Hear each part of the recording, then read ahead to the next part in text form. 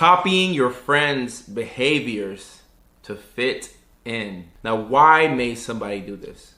All right, let's talk about the 14-year-old girl who commented earlier, and now I'm going to put myself in her shoes. When I was 14, I was a sophomore in high school, all right? I graduated early at 17, right? November birthday. When I was 14, I was a sophomore in high school.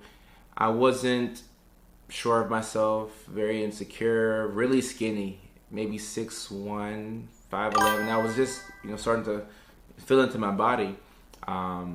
Had gaps in my teeth. This right here is the product of wearing Invisalign 3 times, right? I had gaps in my teeth. I was scared to talk to girls, and I wanted to feel like I was, included. I wanted to be a part of things. I didn't get invited to a lot of birthday gatherings or, stuff like that.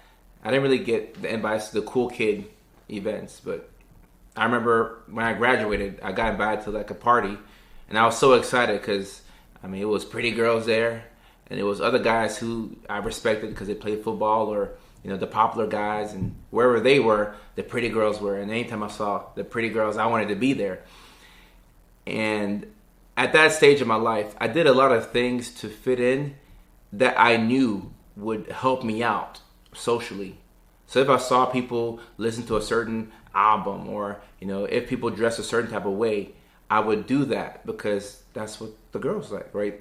That's what guys do. Guys just do what the girls like, and then girls do what the guys like, or whoever you're attracted to, right? You want to get that attention from the opposite sex. So I would copy the behaviors that my friends exhibited, especially the friends that I wanted to be like. So I'll never forget, I had a buddy of mine. Kendra, what's up? Kendra, first time on the chat. Kendra, what's up? What's up? What's up? I had a buddy of mine. His name was James, and he played football on the high school team. He played cornerback. He was a defensive back. And this guy, he had the most swag of all time. I guess nowadays the kids will call it aura. But man, James had so much aura. Like just the way he would walk and carry himself. And all the girls wanted James.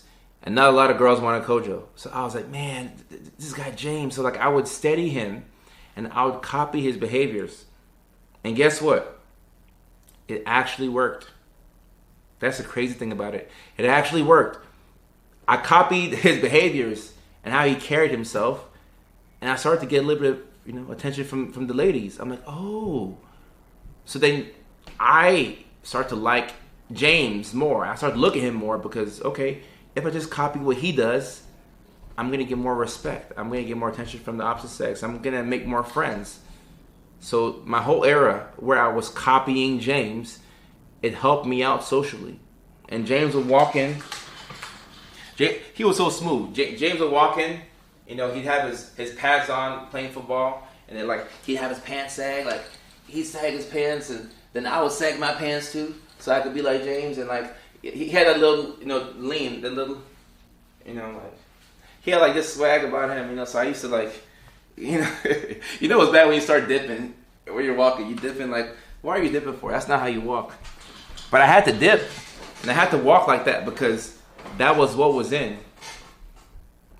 When I graduated high school, it was 2010. I went to high school around the time where T.I. was big.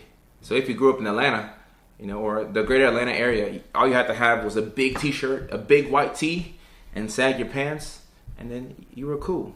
So this is something that a lot of neurodivergent individuals do, and especially the undiagnosed autistic individuals are going to do this because they want to feel acceptance. Nobody wants to feel like an outsider.